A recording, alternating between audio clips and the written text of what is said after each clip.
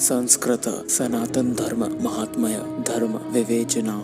आज की जनरेशन के दिमाग में हमारे प्राचीन ऋषि मुनियों के बारे में कुछ ऐसी सोच उनके दिमाग में जमकर बैठ गई है जो कि बाहर निकलने का नाम ही नहीं ले रही। वो लोग सोचते हैं हमारे ऋषि मुनि जंगलों में रहते थे, सिर पर लंबे बाल थे और झोपड़ियों में रहते हुए बस दिन रात ब्रह्म चिंतन यानी उस परमेश्वर की खोज में रहते थे और उन्हें सांसारिकता यानी सोशल चीजों से कुछ लेना देना ही नहीं था। इसका सबसे बेवकूफी भरा हिस्सा ये है कि हम अपने महान पूर्वजों की दी हुई जीवन शैली यानी कि लाइफस्टाइल बिल्कुल ही भुला चुके हैं, जो कि उनके महान वैज्ञानिक होने का सच बताती है। हमारे हिंदू धर्म में जन्म से लेकर मरने तक कई परंपराओं यानी रिचुअल्स का पालन किया जाता है और हमारे हिंदू धर्म की ये खूबसूरती हमारे भारत को ही नहीं बल्कि अपनी तरफ पूरी दुनिया को आकर्षित करती है। लेकिन कुछ लोग ये सोचते हैं कि इनके पीछे कोई भी साइंटिफिक फैक्ट नहीं है और ये सब कुछ बिल्कुल बकवास है। तो बस आज की वीडियो में मैं आपके अपने भारत की साइंटिफिकली कुछ परंपराओं को प्रूव करके दिखाऊंगा। सो बिना कोई टाइम वेस्ट किए let's get started. Info number 9।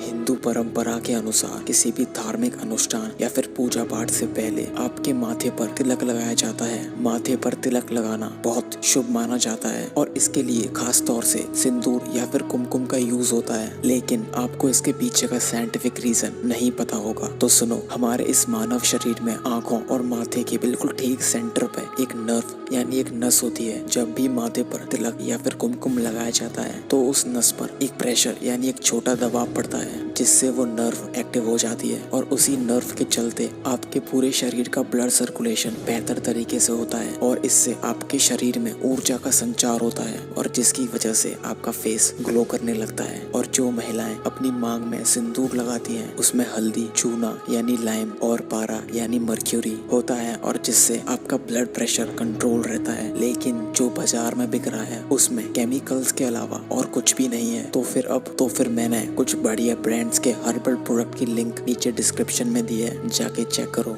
Info number 8।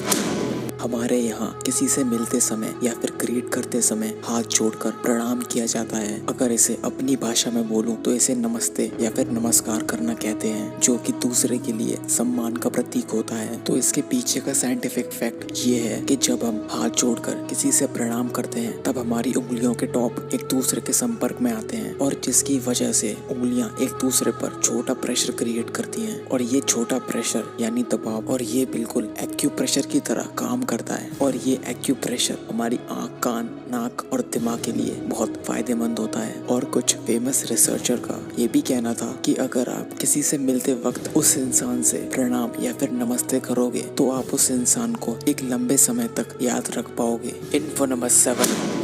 हमारे हिंदू धर्म में व्रत रखने के बहुत महत्व हैं। कई बार लोग, खास तौर से महिलाएं, बिना कुछ खाए पिए ही व्रत रहती हैं। पूरे वीक में एक बार या फिर तिथि के अनुसार व्रत रहना आपके लिए फायदेमंद होता है। आयुर्वेद के अनुसार आपके बॉडी और डाइजेस्टिव सिस्टम को बेहतर बनाने के लिए बहुत जरूरी होता है और इससे आपका इम्यून सिस्टम बहुत मजबूत होता है। कुछ रिसर्च का ये भी कहना था जब आप फास्टिंग करते हो तब जो कैंसर सेल आपकी बॉडी में प्रेजेंट होते हैं उन्हें खाना नहीं मिलता और इसकी वजह से वो अपने आप को नष्ट कर लेती हैं। देखो भाई, सारी बीमारियां आपके अंदर होती हैं। आपका इम्यून सिस्टम इतना मजबूत होता है कि आप इसकी वजह से बच पाते हो। Info number 6।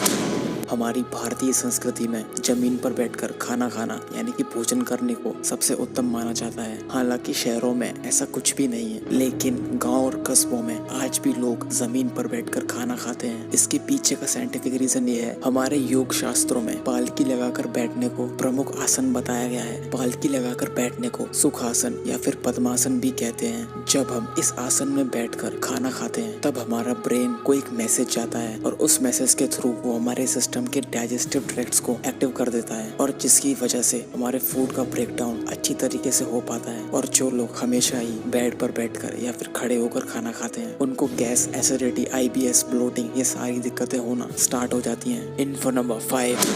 हमारे भारत की सभ्यता में खाना खाने से पहले कुछ वैदिक मंत्रों का उच्चारण किया जाता है और आज भी लोग खाना खाने से पहले एक बार उस परमपिता परमेश्वर को उस खाने के लिए धन्यवाद देते हैं। इसके पीछे का साइंटिफिक रीजन ये है कि जब हम ऐसा करते हैं तब हमारा मन और मस्तिष्क दोनों शांत हो जाते हैं और फिर उस जगह हमारी एनर्जी वेस्ट नहीं होती और फिर वो बची हुई एनर्जी हमारे फूड को डाइजेस्ट करने में हमारी मदद करती है। इन्फो नंबर 4, हमारी इस भारतीय संस्कृति में लोग बहुत ही तौर तरीकों से खाना खाते हैं। हमारे यहाँ खाने की शुरुआत भले ही तीखे से हो, लेकिन खाने के एंड में हमेशा कुछ मीठे व्यंजन जरूर खाए जाते हैं। इसके पीछे का साइंटिफिक फैक्ट ये है, शुरुआत में तीखा खाना खाने से हमारा डाइजेस्टिव सिस्टम ठीक तरीके से काम करना स्टार्ट कर देता है और तीखा खाने की वजह से आपके स्टोमक में एसिड सीक्रेशन स्टार्ट हो जाता है और खाने के एंड में कुछ मीठा खाने से एसिड प्रोडक्शन कम हो जाता है और इसके अलावा और कुछ भी मीठा खाने के बाद आपका माइंड डोपामीन रिलीज करने लगता है और जिसकी वजह से उसे खाने से आपको खुशी मिलती है। और हाँ, एक बात का ध्यान रखना, don't overdo it. Info number 3,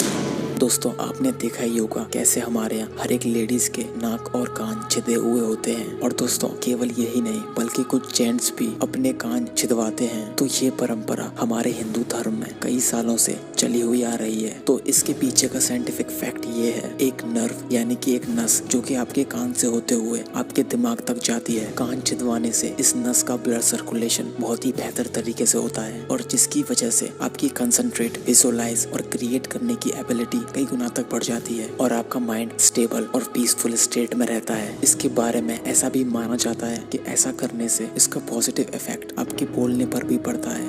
info number 2, हमारे हिंदू धर्म में ईश्वर से लेकर बड़े बुजुर्गों के पैर छूकर आशीर्वाद लेने की परंपरा है, जिसे चरण स्पर्श करना भी कहते हैं। हर हिंदू परिवार में संस्कार के रूप में बड़ों के पैर छूना ही सबसे पहले सिखाया जाता है। दरअसल पैर छूना या फिर चरण स्पर्श करना केवल झुककर अपनी कमर को दुखाना नहीं है, बल्कि इसका सीधा संबंध कॉस्मिक एनर्जी यानी विश्व शक्ति से है और ये कॉस्मिक एनर्जी पूरे यूनिवर्स को स्वचालित रूप से चलाने का काम करती है। क्योंकि हम ब्रह्मांड से जुड़े हुए हैं तो इस एनर्जी का प्रवेश हमारे अंदर भी होता है। हमारे मानव शरीर में लगातार मस्तिष्क से लेकर पैरों तक ऊर्जा का संचार होता है और इसे कॉस्मिक एनर्जी यानी विश्व शक्ति कहते हैं। और जब हम किसी के पैर छूते हैं तब हम उससे ऊर्जा ले रहे होते हैं। सामने वाले के पैरों से ऊर्जा का संचार हमारे हाथों के जरिए पूरे शरीर में होता है और ठीक ऐसा होते ही हमारे शरीर से नेगेटिव एनर्जी बाहर निकल जाती है। इन्फो नंबर 1, तुलसी के पौधे को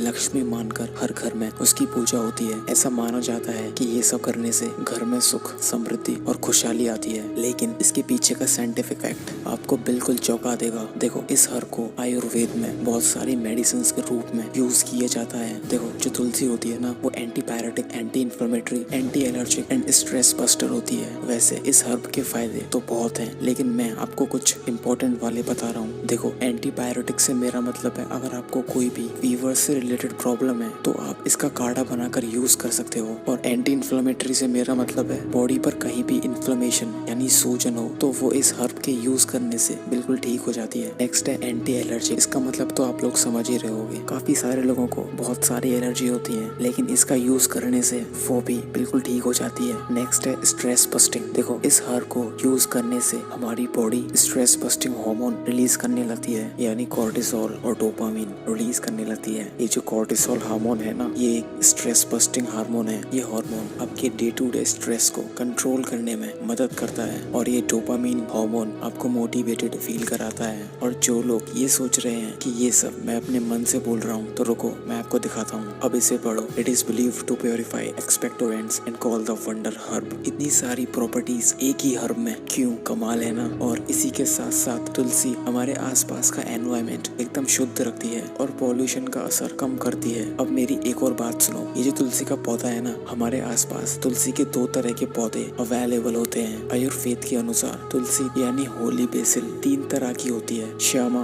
रामा और वाना। इसमें जो सबसे बेस्ट तुलसी है वो है श्यामा तुलसी, जिसकी लीफ स्लाइटली पर्पल होती है, और जो रामा तुलसी होती है उसकी लीव्स डार्क ग्रीन कलर की होती है, और वाना तुलसी जो है वो पहाड़ों पर पाई जाती है। और इसमें ऐसा कुछ खास नहीं है। अगर ये वीडियो आपको अच्छी लगी और आप इसका सेकंड पार्ट चाहते हो तो नीचे कमेंट करके मुझे बताओ। इस वीडियो को देखने का बहुत शुक्रिया। और मैं हूँ केवी और I am on a mission. मैं एक मिशन पर हूँ। आप लोगों की अच्छी हेल्दी मेरी पहली और आखिरी प्रायोरिटी है। तो भाई लोग अपना अपना समर्थन जरूर देना इस चैनल को आगे ले जाने में। धन्यवाद। और इसी के साथ this was KV signing out.